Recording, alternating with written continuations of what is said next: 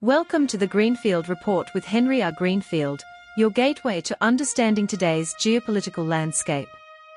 With 50 years of experience across 10 countries, Henry shares expert insights on world affairs, offering practical solutions and engaging guest perspectives. Dive into the Greenfield Report for lively discussions on the issues that matter. This is Henry R. Greenfield reporting once again from Singapore, far away from the cold of Europe and the elections of the United States, which are taking place as we record our first letter from China. It has been noted that this week is a momentous one, and that last week's whirlwind tour by Trump, culminating in the meeting with Xi Jinping, is already old news. Such is the news cycle in the United States and even in Europe, where governments, especially in France, seem to come and go with far too much regularity. Still on the continent, as they say, the center is holding, with a center party firmly taking control in the Netherlands with their victory in last week's election. Perhaps sanity is not completely gone, and of course, the solid, plain-spoken, and always practical Dutch, well, we'll leave it to them to show that there is still a way forward for the vast majority of normal people. Meanwhile, out here in Asia, we are still dealing with the fallout and, as noted, already putting it behind by the Americans, that is, who have, as they say, moved on to the next Trumpian triumph.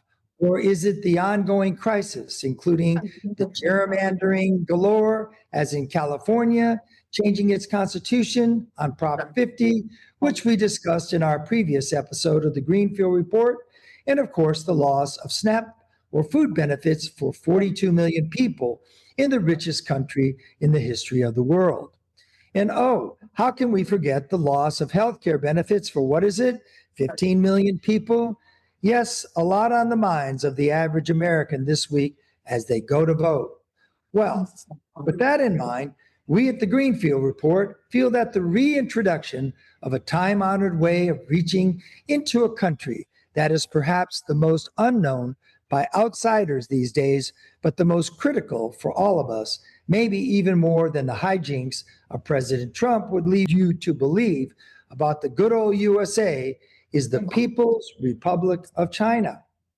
Over the past 40 or 50 years since the reopening of China, there have been thousands of books written on reading the so-called tea leaves and what is China today at that moment.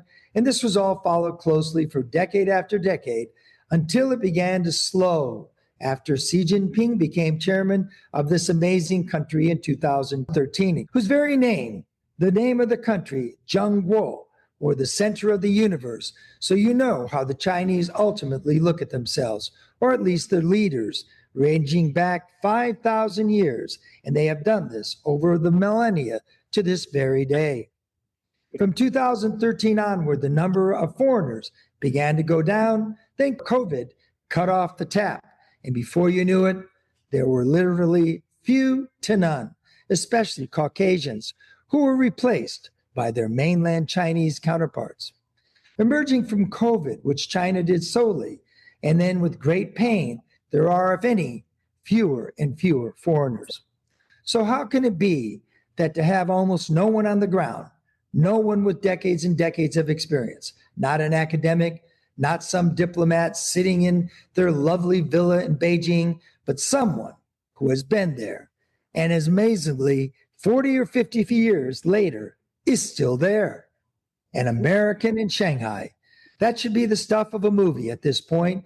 And with that, let me introduce our newly minted correspondent in bon vivant from all the way back to the year Donald Trump was born. Yes, he was born in the same year, 1946, if you are counting, Mr. Steve Croll. Steve, welcome to the Greenfield Report and our letter from China. Hey, thanks. Thanks, Bob. That was quite an introduction. I'm not feeling so bon vivant today because of all the things that are going on in the States. It's really hard to look at that from here with the mass protests going on and Trump tearing down the White House and so on and so forth. But we just kind of soldier on. Let me begin by kind of talking about the both of us and how we've been friends over the years. And that friendship spans 40 years right now, which is kind of mind-boggling. And my age actually is kind of interesting also. But both of us, I think we found China from different directions. You know, you came in admirably from the Peace Corps, where you served, and I came in as a ordnance officer based in Okinawa and traveling to Vietnam. And when I was about to leave the Army after 4 years, my commanding officer, a guy named Hergert Fulberg, asked me if I wanted to re-up, and I said no. I'd rather carry on and leave. I've had enough. And he said, "Well, look, before you go back to the States, stop off somewhere." And that stop off was in Hong Kong. And as soon as I got to Hong Kong and wandering around the streets for 3 or 4 days, I just decided this is where I want to be. I mean, the atmosphere was electric. It was still being run by the British. In Hong Kong, we had everything. We had IEs, helpers, we had drivers, we had our clubs, we had an incredible social life, and we were flying all over Asia. And I spent almost 30 years in Hong Kong. I owned a plastics manufacturing operation in China, which had me going across the border into China and back on a regular basis. So I was getting a taste of China. And at that time, kind of unbeknownst to all of us, in Hong Kong, the Cultural Revolution was going on. I mean, and people were actually swimming across Mears Bay and getting eaten by sharks, and they were sneaking under fences, anything to get away from China. And that was my first experience in Hong Kong into China. We really didn't know what was going on. We used to go out and have picnics on the border and overlook the border into China. And of course, it was just all agrarian at that point. There was nothing at all. And so that was kind of my first introduction to China. So I carried on with my business there for. So Steve, can I interject just for a moment here? Sure. I totally agree with you. As you know, I first went to China in 1981. And while this letter from China is not really about the past, but about actually what has happened recently in the future, I certainly recall exactly what you're saying, that China was completely undeveloped. As you know, Shenzhen, which is now a city of 22.5 million people or more, and the tech center of the entire country. At that time, as you just noted, it was nothing more than a few muddy fields that you could look at across from Hong Kong. Similarly, in Shanghai, as you will recall, there was nothing in Shanghai other than the traditional Bund, where you actually, I think you had some great times in the Bund back in the day before it was developed. Isn't that true? Yeah, we threw a party. Started out in Macau, and there were about 20 of us, and that party grew and grew. And we decided, and then we got moved from the Bella Vista Hotel in Macau to the Peace Hotel in Shanghai, and we went up there and threw the first black tie party they'd had in, I think, 40 years. And we brought in a dance band from London, and Shanghai at that point was so interesting. The Bund there was nothing on the Bund. Now it's all fancy look shops. And we just had this 3-day extravaganza up there, which pumped a little bit of money into the economy because we took, I think, 250 people up there for this. It was quite something. But anyway, so after my stint in Hong Kong, sold the business, and then my family came to me and said, "Would you like to open up our business in our business, Croll Rentals, in China?" And so I shipped up to Shanghai and began the very arduous process of establishing our business and setting up manufacturing in China. When I arrived in Shanghai during that period, it was around, I think, 2002. China was still Shanghai was a major city, always has been, but it was still adapting to Western tastes in terms of restaurants and clubs and foreigners in general. I mean, the only people that were there were people like me that were CEOs of operations up there. And you had all the American companies trying to set up and scramble to get into China. So, and those were very interesting times. I could recount some stories of first coming to Shanghai and trying to find my way. It was like landing really in a foreign country after Hong Kong, because we had none of the amenities that we had in Hong Kong. And I moved into the Jingo Bingguan Hotel, and I stayed there for 6 months, and then I decided to build an apartment on the top of a Tudor mansion that had been obviously owned in the past by rich merchants, either Chinese or British. And I took the top floor, and there were probably 20 families below me, because what they did when the foreigners fled Shanghai, I think in 1941 or thereabouts, they all left their houses, and all the Chinese moved in, so that the houses were all chopped up into, 20 rooms. And so I built this apartment in the top of this building. Anyway, so it was hard sledding in Shanghai at that point, Bob. So yeah, just a couple of things there. If anyone's ever seen the movie Empire of the Sun, if you saw that part, you saw the foreigners leaving as World War II commenced, end of 39, early 40. And exactly as Steve is saying, the Chinese took over those mansions. And when I came in 1981, exactly as Steve was saying, there were 10 or 12 families living where there used to be, one foreign family. But during that time also, one of the other interesting parts for our viewers, as they are, or listeners, as it happens today, is that was the time of the great outsourcing, Steve.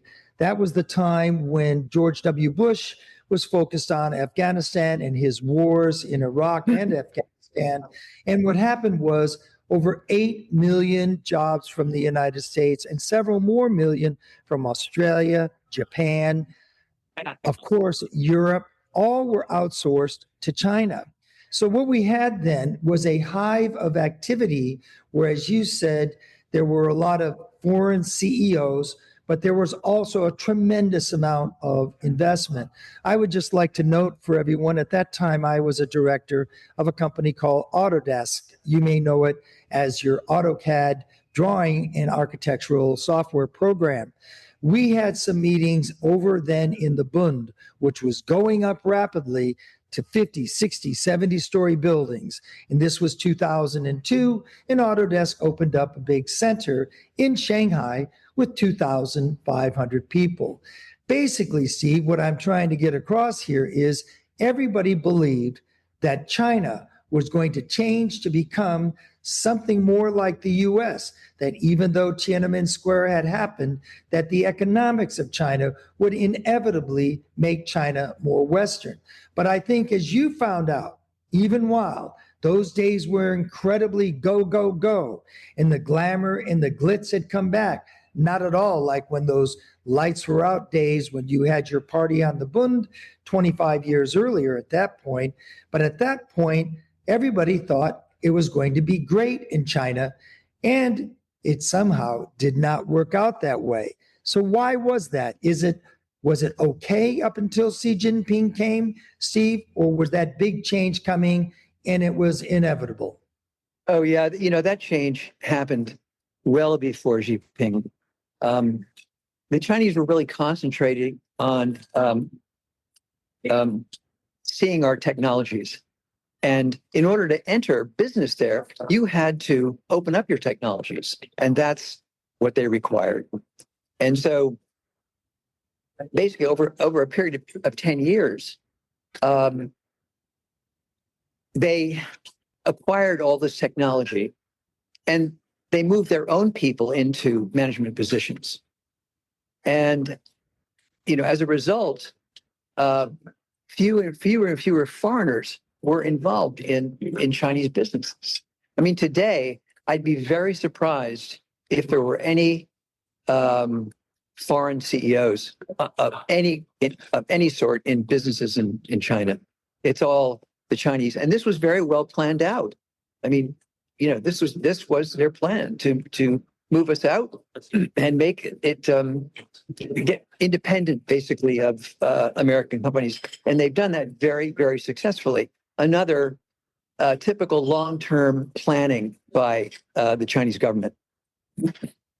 Well, Steve, that takes us to an interesting moment where you were talking to me the other day about how the Chinese view their adversaries. Obviously, they view Donald Trump as an adversary, and you say they like to take the long view. Could you explain that to everybody just a little bit?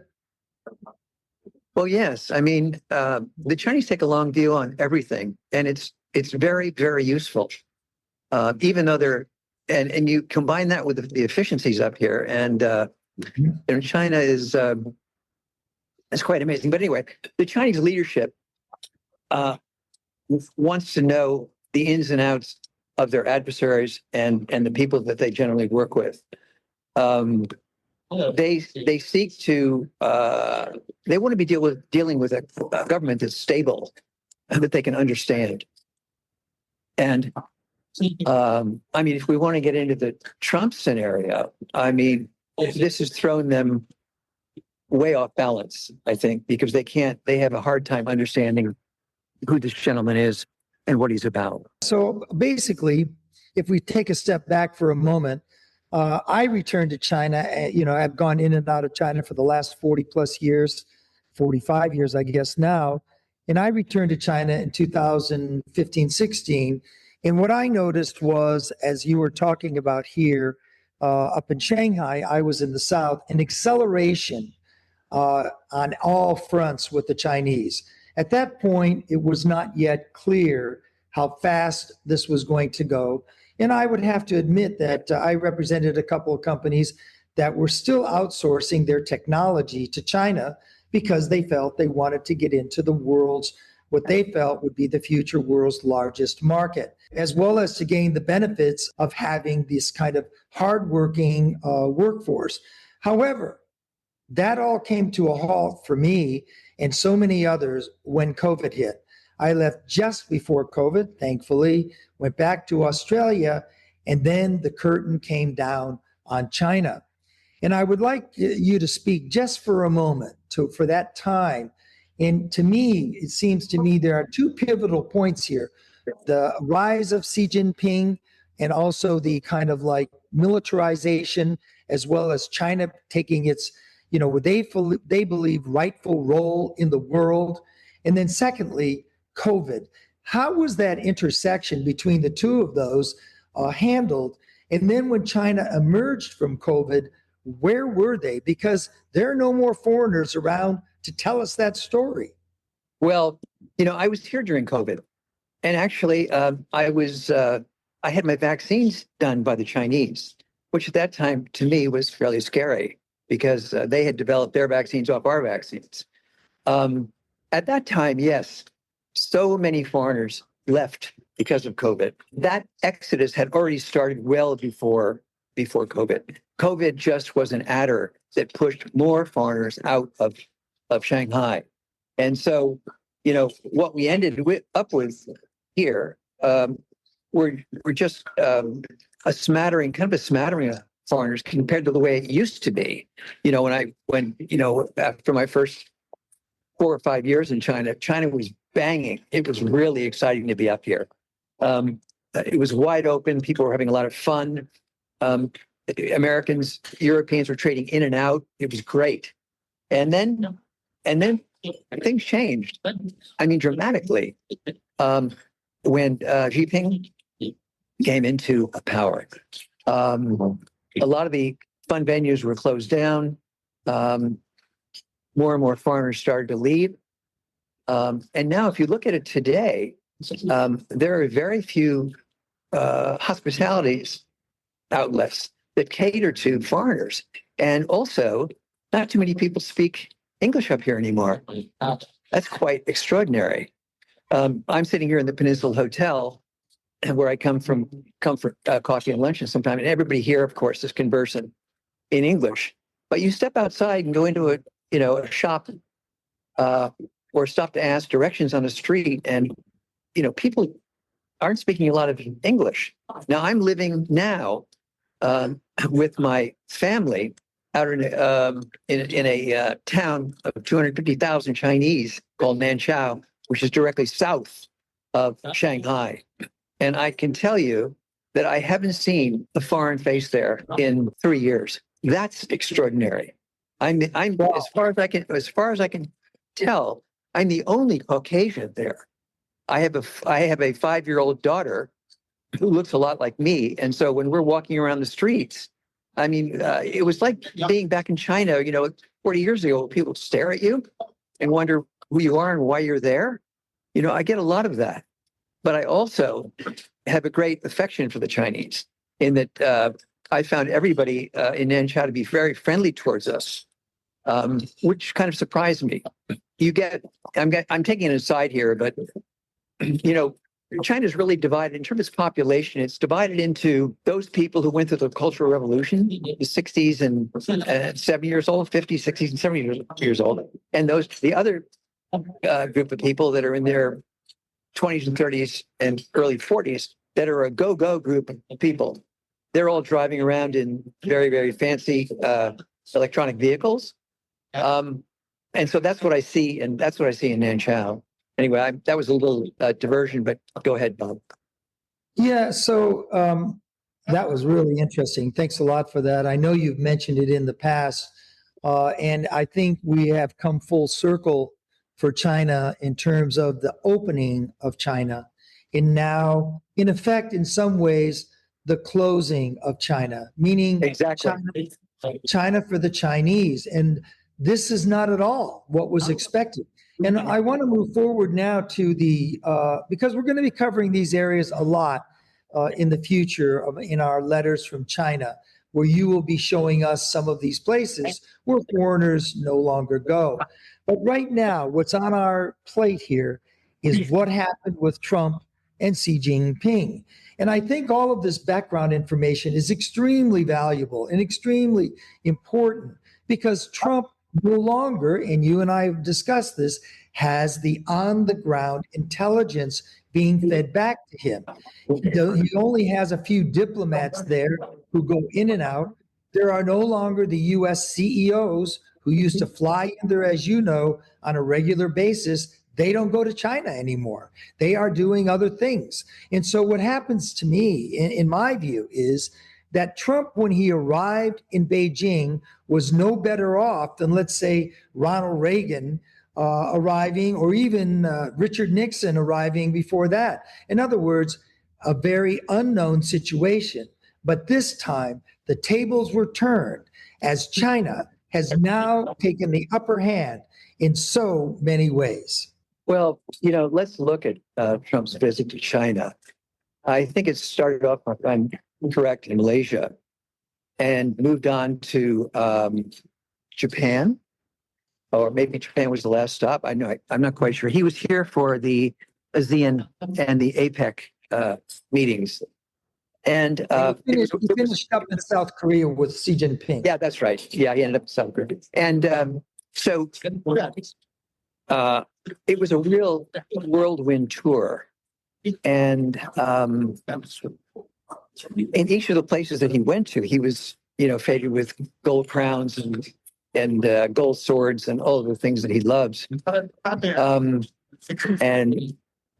kind of, just to regress a little bit, I kind of think that he chose although this was scheduled, it was a perfect time for him to leave the States because he's under so much pressure in so many different directions.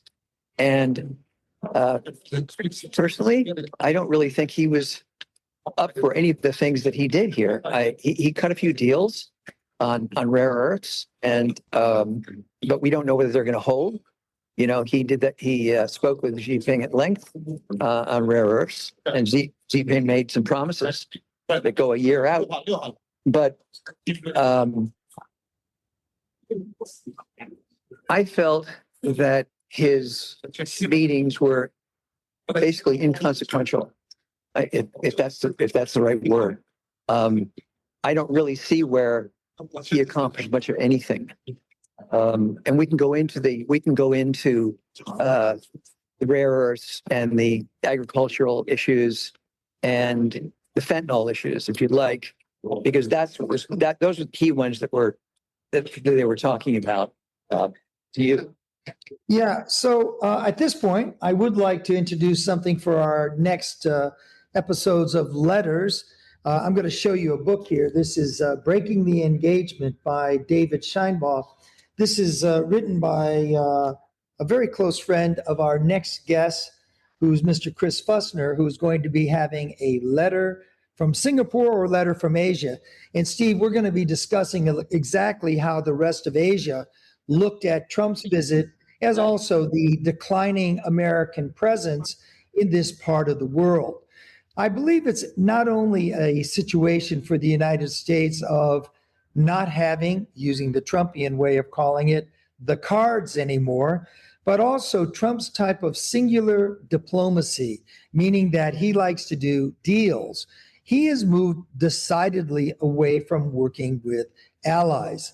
And in my view, and I'd like to know your view before we wrap up here on our first letter, in my view, is not working together with his allies. What Trump has actually done here has taken the American position, which was already becoming weakened.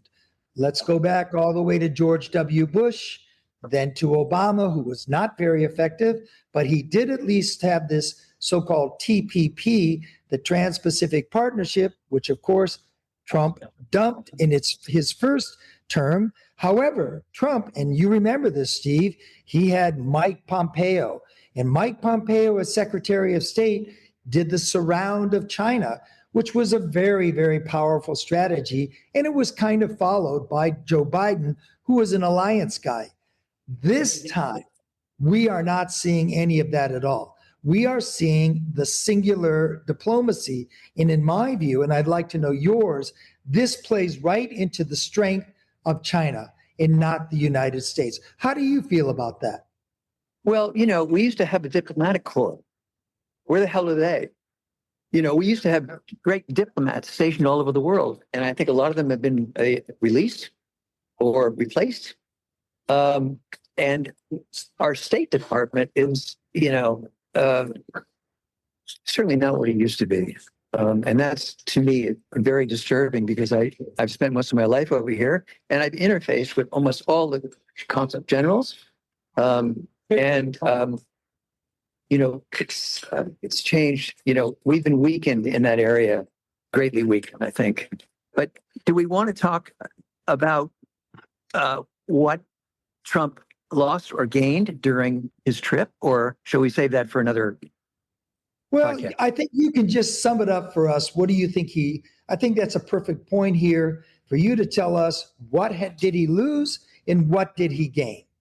Well, so we talk about the three areas of interest to the U.S. and China, being rare earths, our agricultural shipments, and fentanyl. And if you look at rare earths, the Chinese really gave up nothing. I mean, the two rare earths that are most valuable to the outside world are gallium and germanium. And they certainly aren't opening up the floodgates on either one of those rare earths. And they also have bans on 12 out of the 17 rare earths overall. So Xi has promised, that he would keep the trade going in rare earths. That's to be seen. That I'm not so sure about that. I think he's taken a hiatus on the bans for a year.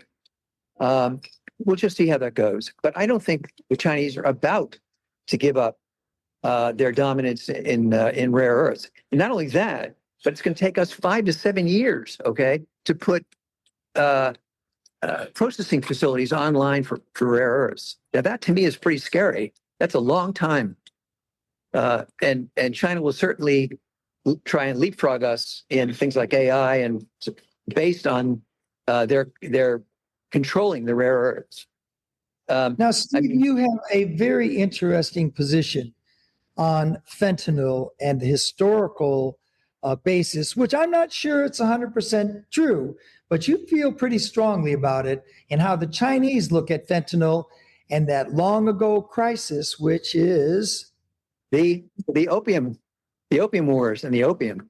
I mean, if you go back to the late 18th century, early 19th century, the British in particular, Jardine Matheson being one, were shipping vast quantities of opium into China over those years. And the Americans were involved in it too.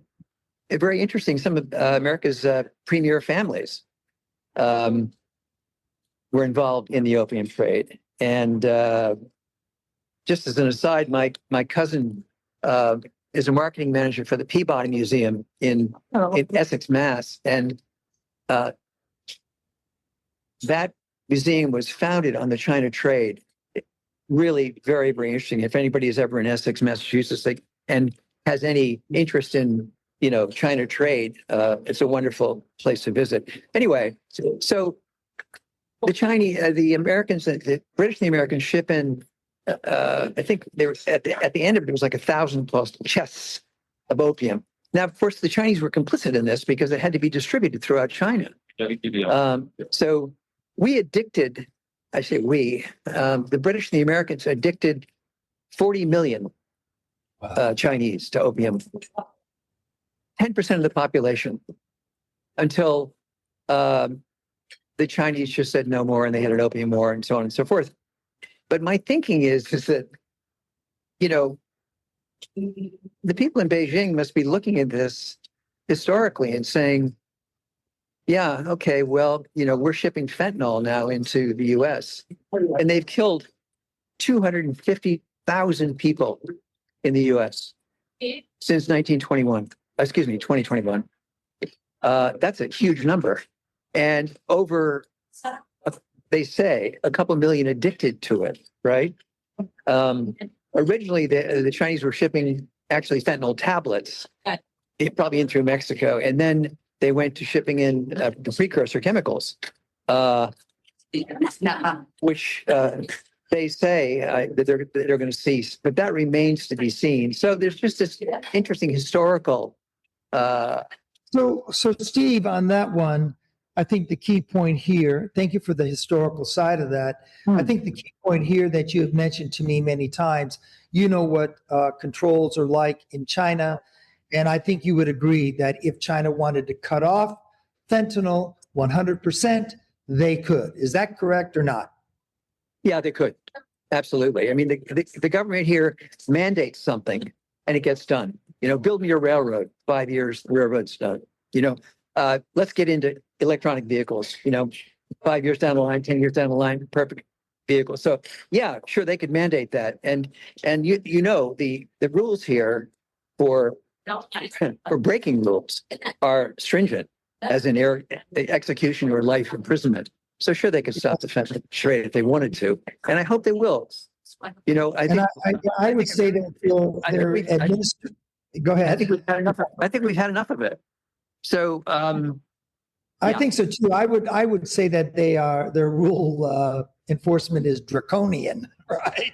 As you said, it's definitely not something you want to mess with. The bottom line here on this is that while that may or may not be true in terms of the connection from the past and some kind of payback, the bottom line here, Steve, is that they could cut it off, and they have not cut it off. And I know that you talk about, stopping it through Mexico, but at the end of the day, this needs to be cut off right at the source, which is China. So I think walking away from this now, just wrapping this up, which is this, I don't think that Donald Trump was able to accomplish what he really wanted to accomplish. And for that, I'm very sad. And I think part of that reason is, as you said before to me, his preparation for this meeting with Xi Jinping was certainly just not in depth enough. He doesn't have the intelligence, and he believes that he can be, a great deal maker. And I think you'd have to agree that when he has people like in Malaysia or in some other places, in Japan, which are somewhat, and you've said this many times to me, are somewhat dependent still on the United States, he can make deals. But when he comes to China, that no longer is the case. Is that true or not, Steve? Yeah, that's very true. I mean, to my way of thinking, the Chinese have the upper hand in so many different areas, certainly in rare earths, certainly now in shipments of grain. That's another subject. Just briefly, I feel very, very sorry for the American farmers. We were shipping 30 million metric tons over the last 5 years per year. And then because of Trump's tariffs and other trade issues, that number went down to, I think in 2025, this year, to something less than 10 million metric tons. And of course, there's a lot of grain lying on the ground, all over the U.S. because our farmers are not shipping to China. And again, Xi Jinping has promised, or the government has promised, to increase now that those shipments to 25 million metric tons of grain. We'll see if that happens. But at the same time, Brazil has shipped something like 110 million metric tons. They had a bumper crop in Brazil. And so, there's enough grain to go around here, but that's another area where, we've kind of been cut off. And again, I feel very, very badly for the American farmers. And, to me, Trump kicked that off, with his tariffs, and this infighting. I think things would have pretty much remained the same in terms of shipments of grains, soybeans, corn, wheat, sorghum, probably would have remained, or certainly wouldn't have been reduced. Those shipments wouldn't have been reduced by Beijing as much as they have been. So that's a sticking point for me, because I love the American farmers, as you do. Yeah, so Steve, I think we're going to have to wrap it up there for our very first letter from China. We will be getting into it in the future, as I said, many other areas, one of which, of course, will be how can America turn that around? How can America actually save the situation for themselves and the rest of the Western and democratic world so that China does not actually dominate?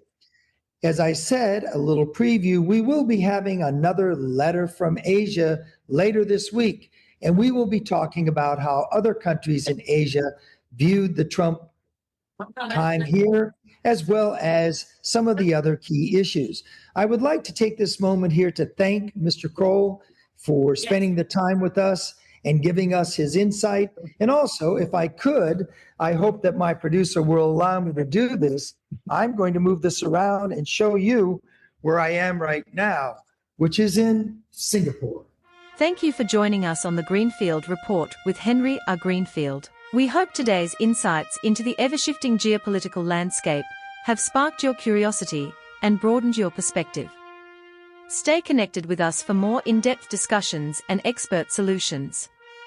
Until next time, keep exploring the world beyond the headlines.